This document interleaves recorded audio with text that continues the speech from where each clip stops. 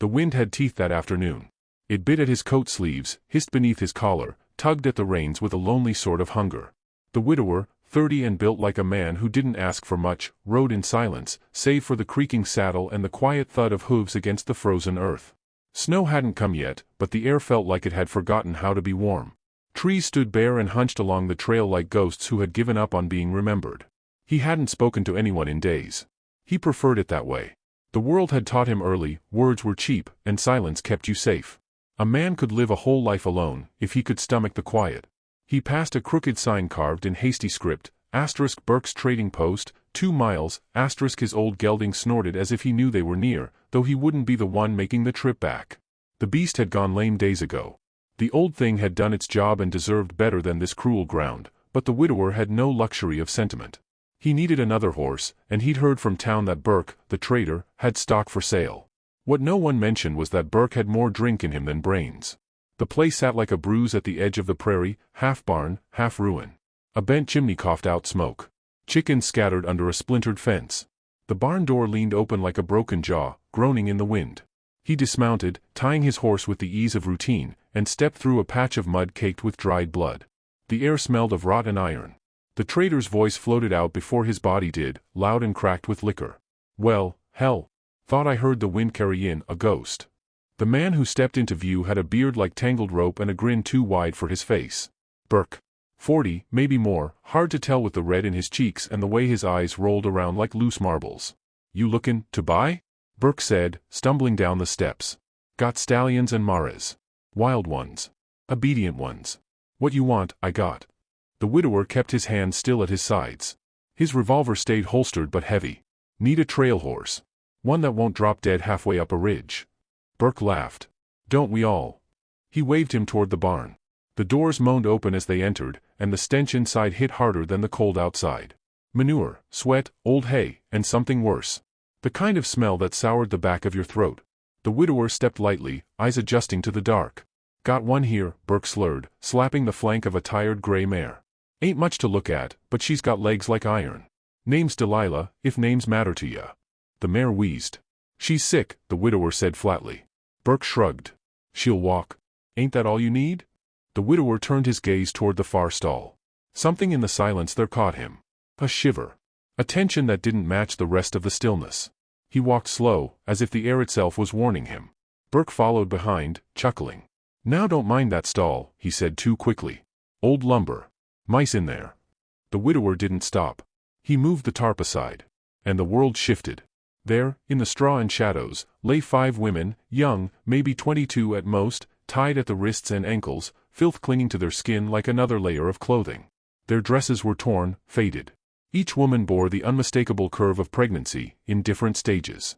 Bellies rounded, breasts swollen, faces pale with exhaustion. One had a split lip. Another held a girl in her arms like a shield. Eyes locked on him, wide, silent, searching. For a moment, he didn't breathe. Burke's laugh behind him curdled the moment. "Pretty, ain't they? Found them out near the old Dakota Trail. Couple claimed they were mail-order brides, but no one came to claim M. I say that makes M free stock, eh?" The widower turned slowly. His face said nothing. His hands did not move. But the quiet around him changed shape, like something old had woken up inside his bones. "You keep them in here?" he asked, voice low. Burke raised his bottle. "Better than wolves, ain't it?" The widower stared long, then turned back to the women. The one in front had a bruise beneath her eye. She met his gaze not with fear, but something heavier. Something that dared him to see her. Really see her. He knelt. She flinched. He took his glove off, slowly, and reached into his coat. Pulled out a small blade, nothing more than a pocketknife. His fingers shook, not from fear, but from something else. Something ancient. A fury that didn't burn, it froze. He cut the rope at her wrists. Her skin was raw. She pulled away out of habit, not mistrust. "I ain't sellin' them," Burke barked behind him. "You think I'm a damn fool? That's 5 bodies, boy. That's profit. That's—" The widower stood. Quietly. Fully. A silhouette in the dark, tall and unmoving. "You got a shovel?" he asked. Burke blinked. "A what?" "For a grave," he said. "For whatever part of you thinks these women belong to anyone." Burke spat. "Don't get righteous with me, you dumb bastard. Ain't your business." "It is now." The trader staggered forward. "You really want to die over 5 ruined whores?" The widower moved fast, not like thunder, but like a blade of wind slicing through still air. He grabbed Burke by the collar, slammed him against the stall wall. Dust exploded. Chickens squawked. "I buried a woman I loved with less pain than I'll give you," he whispered, inches from his face. "You don't know what I've seen. What I've survived. But you're about to learn how far I'll go for someone who never asked to be saved." He let him drop. Burke landed in the hay like spoiled meat.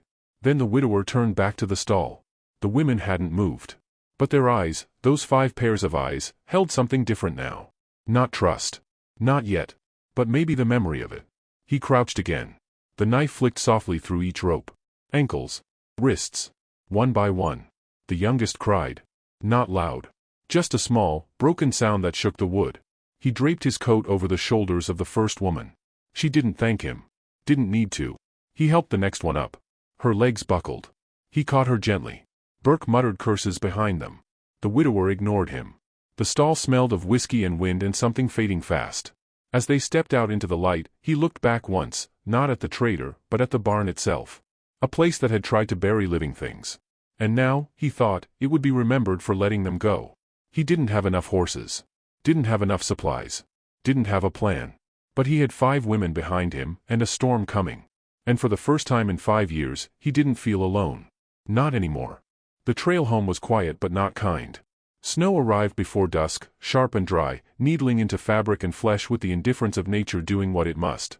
The widower moved like a man split in two, half guiding the worn horse that carried the weakest, half walking ahead with the weight of 5 lives behind him. They rode and walked in turns, wrapped in whatever scraps of warmth he could offer.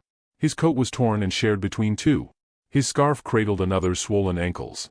He gave without speaking, not out of heroism, but because it felt like penance he'd been waiting years to pay.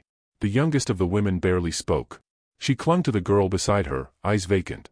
Her pregnancy looked near its end, belly taut under the thin cotton of her dress. Another was shivering violently, fevered and pale. The others watched every move he made, eyes darting from him to the horizon and back, as if at any moment, he might turn into something worse than the man who'd left them in that stall. He never did. The mountain trail narrowed as they climbed. Pines loomed above, dark against the gray sky, their limbs trembling under the weight of frost. Somewhere in the distance, a coyote cried out. One of the women flinched. The widower didn't pause. His boots sank deeper into the snow, every step a quiet promise, we keep moving, or we don't make it. By the time they reached the cabin, the last light had died. It sat crouched at the edge of a slope, built into the bones of the land itself. Weathered logs, a sagging porch, windows dark as shuttered eyes. Smoke rose from the chimney, a miracle born of firewood he'd split months ago, never expecting anyone would live to need it. He pushed the door open with his shoulder. They entered like shadows unsure of the light. The women huddled near the hearth while he stoked the fire to full strength, its glow finally warming what the sun had abandoned. The eldest among them, though still young, moved with cautious purpose. She removed her boots, wet and falling apart, and helped another sit beside the hearth, lifting her feet toward the flame. Her touch was gentle. Her silence, steady. He noticed. The cabin itself was simple. One main room. A cot in the corner. A table with 2 chairs. A shelf with worn books, untouched for years. An old trunk, locked and dusty. The widower reached for the kettle and filled it with snow, setting it on the iron hook above the fire. The women didn't speak to him. They whispered to one another in a hush that felt like prayer, half language, half memory. He didn't push. Didn't ask names. He moved around them like wind past a closed window, never staying too long in any one corner of their eyes. When the water boiled, he dropped in dried roots, some bitter herbs. It wasn't much, but it was warm. He handed it to them one at a time. They took the cups with shaking hands, avoiding his gaze, except for one. She was quiet, like the others, but held his stare for a heartbeat longer than comfort allowed. Not with suspicion. Not with thanks. With something more ancient, something like recognition. She drank without flinching. He nodded once. That was enough. He gave them blankets, patched and smelling of old cedar. Some slept against the stone hearth. Others curled beneath the table. He didn't offer the bed. He just left it open and slept on the floor beside the door, rifle within reach. Outside, the snow fell like silence made visible. Morning came slow and gray. The woman with the fever cried out in her sleep. Another bathed her forehead with melted snow. The one who'd held his gaze the night before stepped outside and began gathering firewood without a word. Her breath fogged in the cold, fingers stiff but steady. She returned with a full armload, eyes never asking if she'd done right. She simply did. By midday, the fever broke. The smallest woman, barely older than a girl, vomited after eating. Her belly was low now, heavy. She clutched her back when she walked. The widower watched from the corner. Every gesture he made was slow, deliberate. He moved like a man afraid of waking pain that hadn't learned to sleep. But still, he moved. He added planks to the hearth to widen its warmth. Repaired a broken stool so someone could sit. Dug through his trunk and found old linens, folded them into beds. They began speaking more. Never to him, but to one another, with voices fuller than whispers. Laughter did not come. But a kind of rhythm emerged, survival bent into shape. He only spoke once that day, when the snow paused and the sun blinked through the clouds like it had second thoughts. "There's a spring near the ridge," he said. "Water's clean. Ice'll be thick by now, but I'll bring what I can." He looked to the woman who'd fetched firewood. "You come," he asked, not ordered. She nodded once. Then followed. They walked through powdery snow in silence. The wind had softened. The sky above them stretched wide and pale. As they walked, he noticed how she stepped, light, careful. Not from fear. From memory. "You from the prairie?" he asked, after a while. "No," she said. "Mountain country. South." Her voice was low. Even.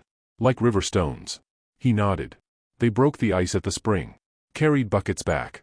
Along the way, she looked at him once, really looked. "You buried someone here?" she asked.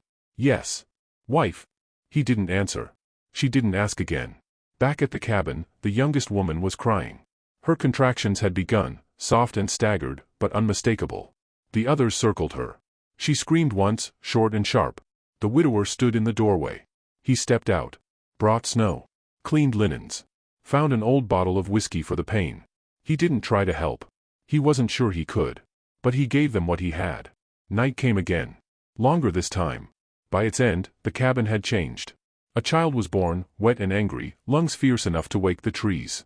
The women wept, some from joy, some from memory. One laughed, softly, like she'd remembered how. The widower stood outside, looking toward the trees, rifle resting against his boot, listening. He didn't need to look to know what life sounded like. At dawn, the child slept on the girl's chest, wrapped in linen and hope. Inside, the cabin smelled of blood and smoke and something gentler, something like belonging. The woman from the mountains, he still didn't know her name, sat by the fire, staring into the flames. He brought her a cup of hot water. She took it with both hands, her fingers brushing his for a breath. "Why?" she asked. He didn't pretend not to understand. "Because someone should have," he said. They sat in silence. The fire cracked. And somewhere beyond the frost-covered glass, the wind no longer howled. It merely waited. The child stirred. And the widower, who hadn't believed in mourning for 5 long years, found himself hoping that spring might still come. Even here. Even now. The days stretched long and quiet in that cabin tucked between frozen pines and forgotten sky. The snow deepened but the silence softened. Something unspoken had begun to root itself in the wooden floorboards and between the bodies who shared the hearth, something too tender to name, too fragile to touch. It wasn't peace. But it was a kind of stillness. A kind of beginning. The child, newborn and strong lunged, became the center of gravity. Her cries woke the room, but no one complained. Not even the widower. He moved quieter now, as if the small presence demanded reverence. In the dark hours, he would rise before the women stirred and light the fire, warm water, stack more wood. He never expected thanks. But the women began to nod when he passed. A gesture. A thread pulled taut. They still hadn't told him their names. But they were no longer just shadows in his home. The one with the burned scars on her forearm, he noticed how she wrapped the baby with a gentleness that contradicted her sharp stare. The smallest girl, the one who'd given birth, began humming while she cooked, as though song had crept back into her bones without permission. The one with the nervous hands had started sewing scraps into squares. She didn't know why, she said softly, but it made her feel useful. And the woman from the mountains, her silence deepened, but never darkened. She moved with purpose now, not out of fear. She helped him split logs in the afternoon. Brought him water when his hands blistered from the cold. Sometimes, she sat beside him by the fire without words. And it was in that space, those shared silences, that something delicate began to grow between them. Not desire. Not yet. But recognition. Late one evening, as the sky dimmed to bruised lilac and the fire crackled like old memories, she handed him a cup of broth. Their fingers brushed. She didn't pull away. "You were married," she said quietly. He nodded once. "She die here?" He stared into the flames. "She died in my arms," he said. "We were too far from town. Storm came early. I held her hand, but I think she was already gone before I knew it." She said nothing. Just watched the shadows on the wall. You loved her, she said after a while. Yes. She didn't ask more. That, he understood, was her kindest gift. They didn't speak of his grief again. Not directly. But in the following days, she laid a small branch of pine needles on the windowsill, tied with red thread, an old custom of her people, he suspected. A symbol of remembrance. A whisper for the dead. He didn't move it. In return, he left a tin of dried lavender on the table where she sat. No words passed between them about it, but the next day, he found it tucked into the hem of her shawl. This was how they spoke, through offerings and silences. One cold morning, he caught two of the women arguing softly over how much lard to use in a pan. Not a fight. Just the kind of tension that comes when people start remembering how to care about things again. He didn't interrupt. They resolved it themselves. When he passed the pan, they smiled faintly. Progress, he thought, doesn't always march. Sometimes it limps, gently. Later, he returned from the woods with a hare and found them rearranging the cabin, shifting beds, sweeping out corners. Making the place their own. The burn-scarred woman asked if he had extra nails. He handed her a small pouch and didn't ask why. That afternoon, they hung a piece of quilted fabric above the hearth, a wall of stitched color in a world of white and gray. It reminded him of the shawl his wife once wore. That night, they shared stew. No one said much, but laughter came, brief and surprised, like birds startled into flight. Even he let out a sound, rusty and low, when the youngest spilled broth and the baby kicked her shin. The cabin felt full for the first time in years. But peace, he knew, was a temporary guest. It was 2 mornings later when a rider approached. He spotted him through the frosted window, a man with a thick coat, wide hat, and rifle strapped behind his saddle. Dusty horse. Cold eyes.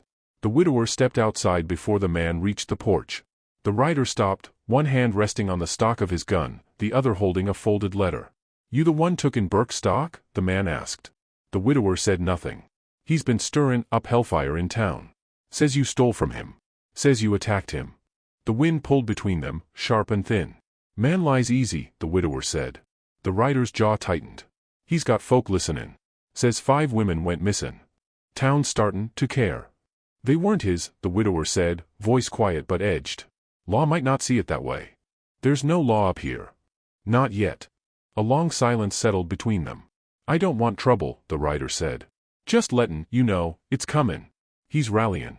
Says he'll bring M back, dead or alive. The widower nodded once. The rider didn't stay for coffee. When he re-entered the cabin, all 5 women were standing. The baby had begun to cry. The woman from the mountains stepped forward. We heard. He nodded. No one panicked. But the air had shifted. Like the moment before a storm. They won't take us, she said. They'll try. He looked at each of them. Really looked. At the scarred arms, the tired eyes, the hands that had learned to hope again. We'll leave, said one. No, he said. This place is yours now, too. But we can't fight, said another. Not like men do. No, he said. You fight in other ways. You've already been fighting. That night, no one slept deeply. He sat by the fire, sharpening his knife. She came to sit beside him. Not close, not touching, but near enough. You die for us, she said. I've died before. This time, I'd live for you instead. She looked at him then, for a long moment. I never thought a man could look at me and not see shame, she whispered. He shook his head. There's no shame in surviving. She leaned her head to the side, just once, just enough to touch his shoulder. He didn't move. Outside, snow fell again. But inside, something warmer held its ground. And in the soft quiet between the crackle of firewood and the baby's sigh, the widower felt a strange thing stir in his chest. Not love. Not yet. But the door to it. And it was open. The snow didn't melt all at once. It clung to the trees and drifted along the roof like it had nowhere else to be. But beneath it, life had begun to stir. Shoots of green crept through the cracks, timid at first, like they were unsure they were welcome. The world was thawing. Slowly. The cabin too. Inside, change happened without ceremony. The women rose earlier. The baby had learned to smile. The scarred woman now spent afternoons carving small wooden animals, rough, imperfect, but full of care. She lined them up along the mantel like quiet guardians. The girl who'd sewn in silence was making dresses now. Not for herself. For the child. One of them, a willowy woman with ash-blonde hair who used to stare at the door as if it would eat her, began drawing flowers on the wooden walls with coal. Nothing loud. Just vines and petals where hands once trembled. When asked why, she simply said, it makes the room feel like it's breathing. The widower fixed the broken hinges on the front door and built a proper bench outside with 2 wide seats and room for a basket between. It was where the women liked to sit in the pale sun and share boiled eggs, bread, laughter. Sometimes he watched from the edge of the woods, returning with split logs or rabbits in a sack, and he'd pause, not for long, just long enough to absorb the sight of it all. It startled him sometimes, this gentle unfolding of something that once felt long gone. A life. A rhythm. Not happiness, he didn't dare name it that, but something stitched from the same cloth. She was the root of it, he knew. The woman from the mountains had become his shadow in daylight and his memory in sleep. She spoke rarely, and when she did, it was never careless. Her hands were always doing, kneading bread, cleaning fish, carrying firewood, braiding the girl's hair. She never offered comfort, only presence. But he found himself drawn to it like a moth to something steady. They sat together often. Not touching, not talking much. Just breathing in the same air. And that, somehow, was enough. One evening, she placed a hand over his as he cut meat by the fire. "You carry everything," she said. He looked down at their hands. Hers smaller, calloused. Strong. The kind of strong that grows from being forced to stand when no one else would. "I have the back for it," he said. "That's not the part that breaks." He didn't answer. But he left the knife and let her finish the cutting. The child's first laugh came on a Wednesday. The baby, bundled on a blanket near the hearth, giggled at the flutter of steam from a tin cup. High, clear, like sunlight made sound. The cabin fell still. Then joy swept through it like spring wine down the chimney. The scarred woman wept. The sewing girl clapped and covered her mouth in surprise. Even the ash blonde who rarely spoke let out a soft sound, half sob, half song. He had not heard a baby laugh in 5 years. He stepped outside and looked up at the sky, eyes burning in a way that had nothing to do with the wind. By mid-season, he was building a second shed. The women wanted to stay. It hadn't been said outright, but he knew. They planted herbs in cracked pots. They hung dried meat. They made plans. It frightened him. Not their presence, he'd grown used to that. But the idea that they might stay forever. That he might become responsible not just for keeping them alive, but for keeping them whole. One afternoon, she found him in the woods, staring at the old marker where his wife lay buried. "You come here often?" she asked. "When it snows. When it melts. Does it still hurt?" "Yes," he said. "But softer now." They stood there for a long while. "She was your great love?" "She was my first home," he said. "The only thing in the world that made sense to me." She nodded. "Then she must have been proud of you." He turned to look at her, surprised. "Why?" "For being the kind of man who could lose that, and still make a home for others." They walked back in silence. He didn't sleep that night.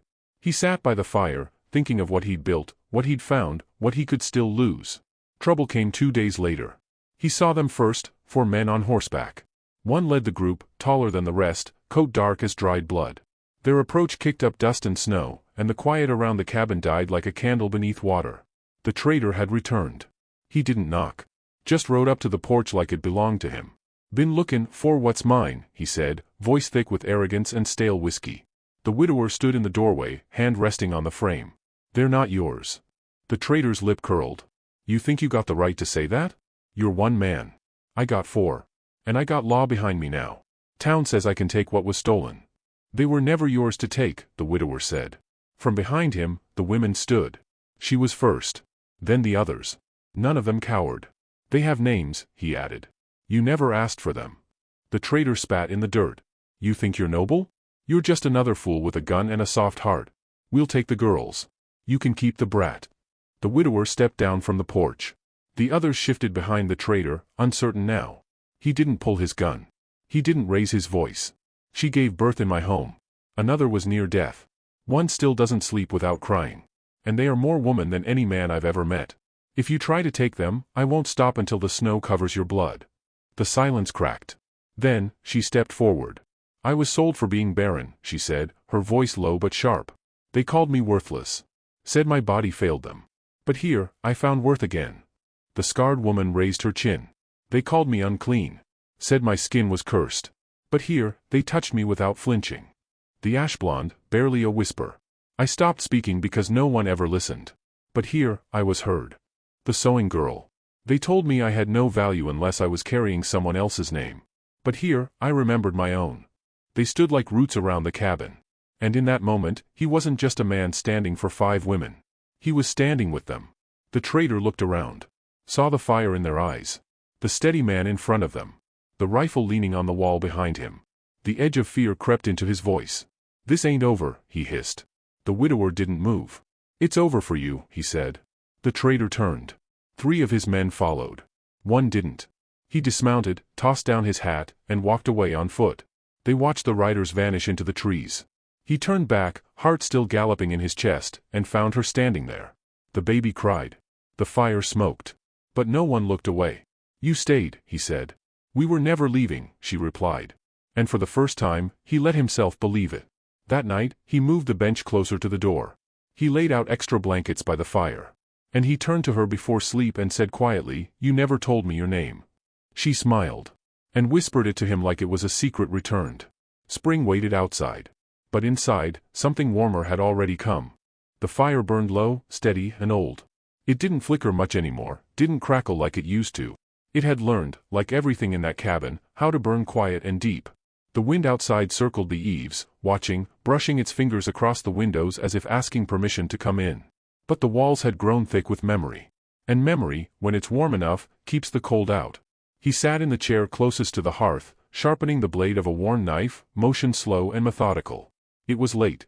The baby had been fed and rocked to sleep. The others were tucked into corners of the cabin where silence reigned. Only she moved about, stoking the fire with practiced grace, her long braid resting against her spine like a black ribbon of still water. They hadn't spoken since dusk.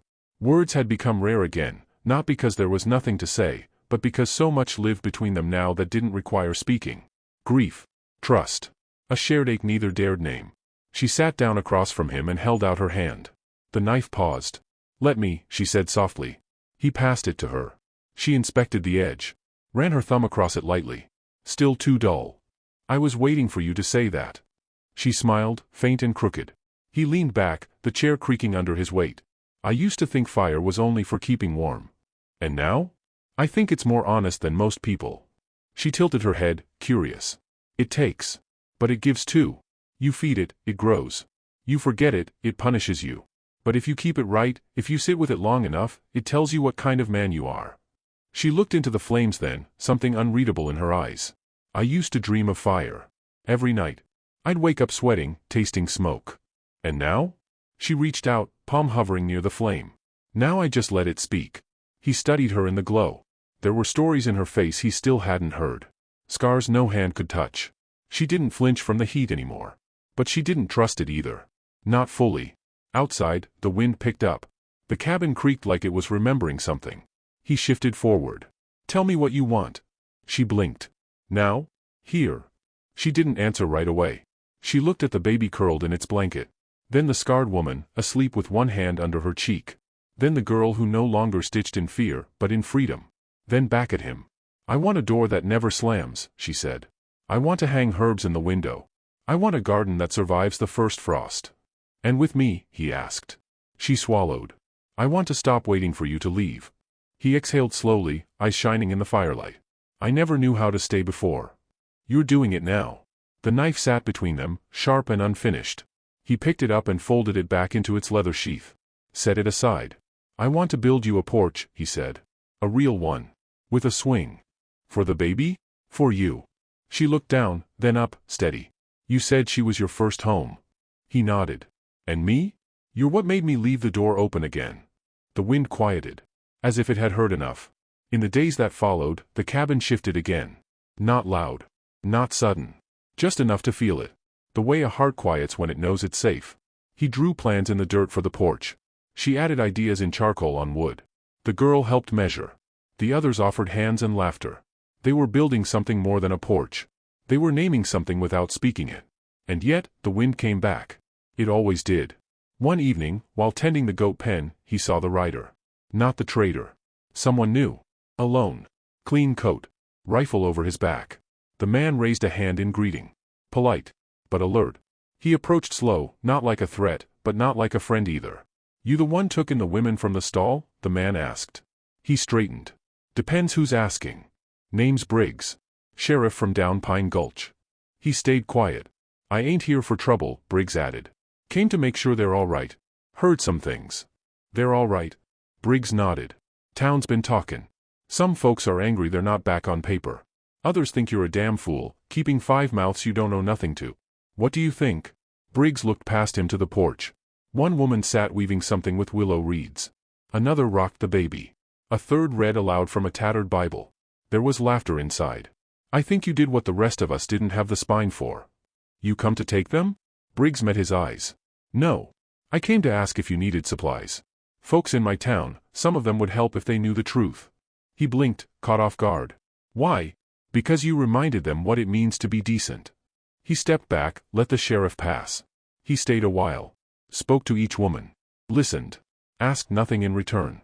Then he tipped his hat and rode off before dusk. When the door closed that night, something had changed. Not broken. Not burned. Opened. He told her in bed, voice low. A man came who didn't want to take anything. Just offer. She smiled against his chest. Good. Let that be the new story. He kissed the top of her head. Do you still dream of fire? No, she said. Now I dream of wind. Why? Because it used to take everything. Now, it just listens. Spring deepened. The porch stood firm. The swing creaked like a song.